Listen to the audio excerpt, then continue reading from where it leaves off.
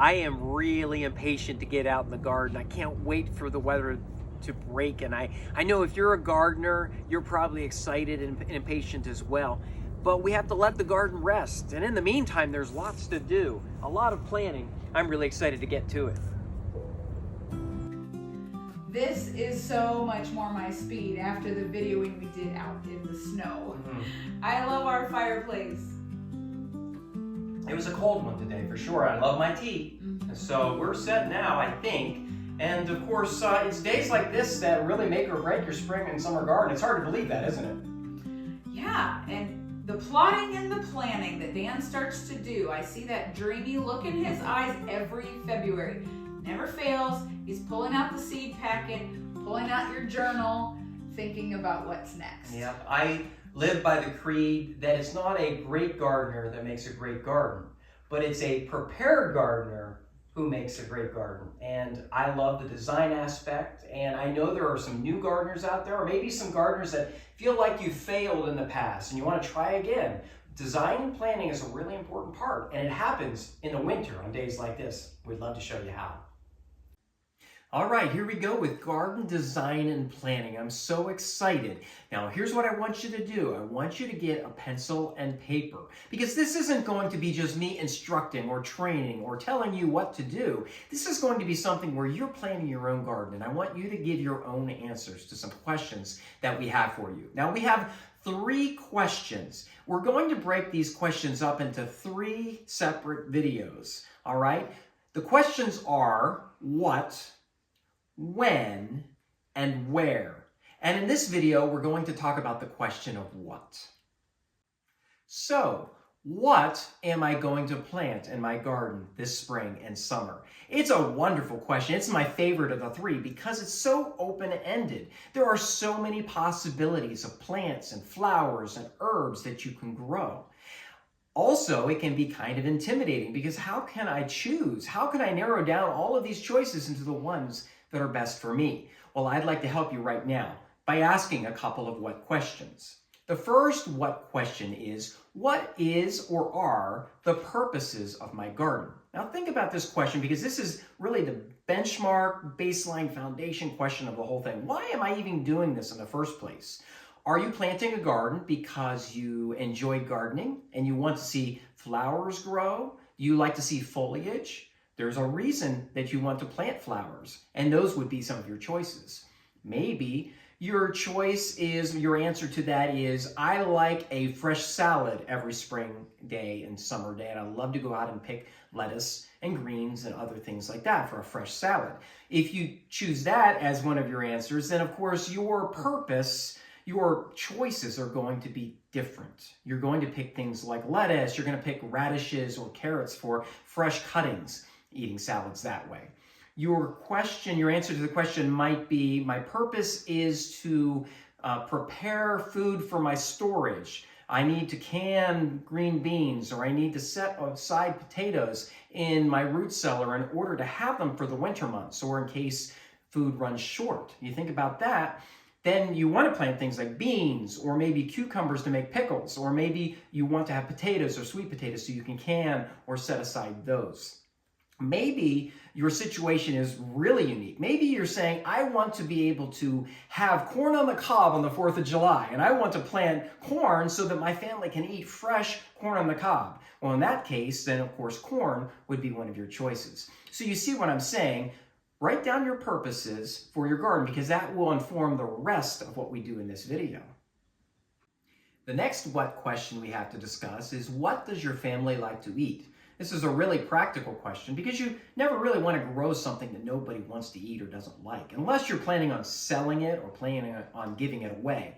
And so you want to think of things that your family will actually eat. And in our family, we all like to eat green beans. We really like it when we plant lettuce. We like our sweet potatoes. And we eat peppers, but we don't eat hot peppers. And so I don't grow habanero peppers. Instead, I'll grow banana peppers, these kinds of sweet peppers, things like that. We don't do the hot peppers at all. So we avoid that. You have to think now of what you and your family like, and maybe 5 favorites that you would choose. The next what question that we have to discuss is, what plants interest you? You may have a special favorite plant that you've always wanted to grow, maybe a flower or an herb, or some vegetable that is just different, unique. There might be one that you just love the taste of so much and you've always been interested in eating it. Now's the time for you to think about those. And what we'll do is we'll split our choices into warm and cool weather vegetables. We have a list here right now that I'm showing on the screen, and you may want to pause the video to see this, but this is a list of warm and cool weather vegetables. And as you're looking at it, go ahead and choose 5 of each.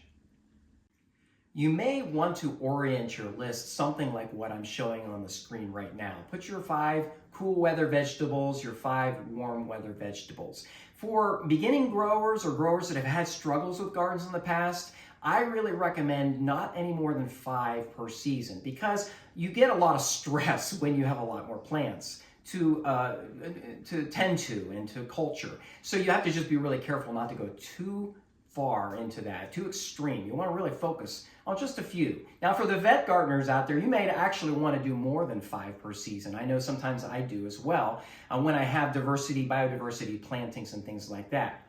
For the vet gardener, I also recommend something else. If you've done this for years, sometimes you can get into a rut. For example, I can grow green beans like crazy. I can grow bushels and bushels of green beans, almost like falling out of bed.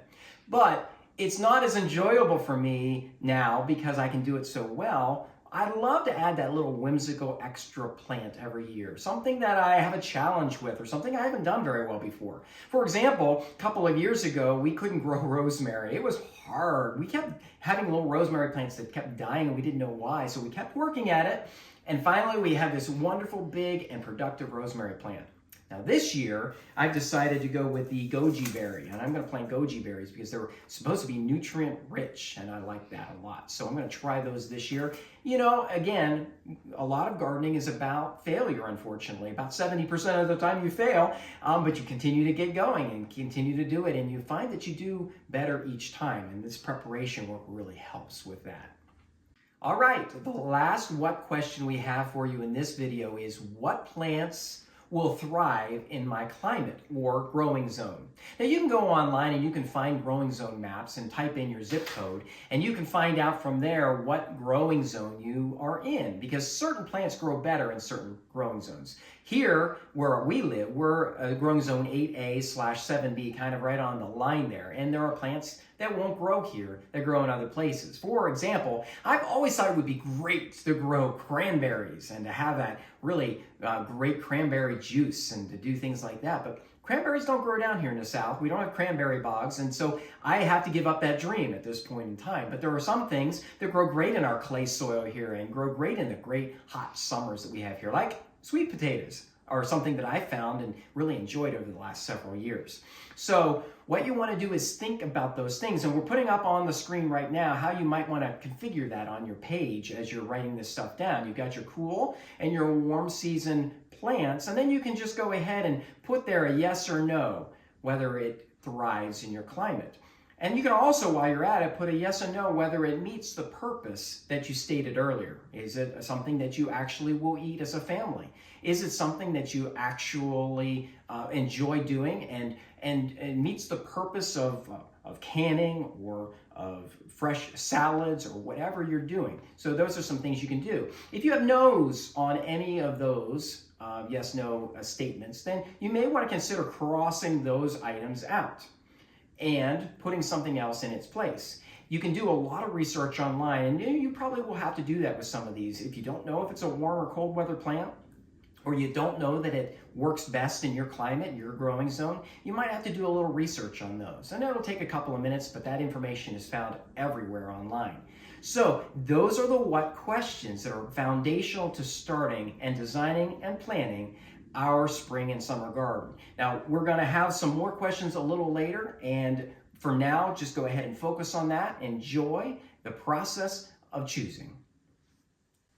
Isn't this exciting? Gardening is such an adventure, and we're so glad that you're on it with us. I hope that today really got you thinking about Dan's big what question, and that you've already got the answers written out or typed up. The other two questions are when and where, and those will be the other two parts of our gardening planning series. Those will be released shortly. If you are subscribed to our channel and you hit the notifications bell, then YouTube will notify you when those get published. So thanks again so much for joining us, and I hope you get that February fever for gardening that Dan has. Take care. We'll see you soon.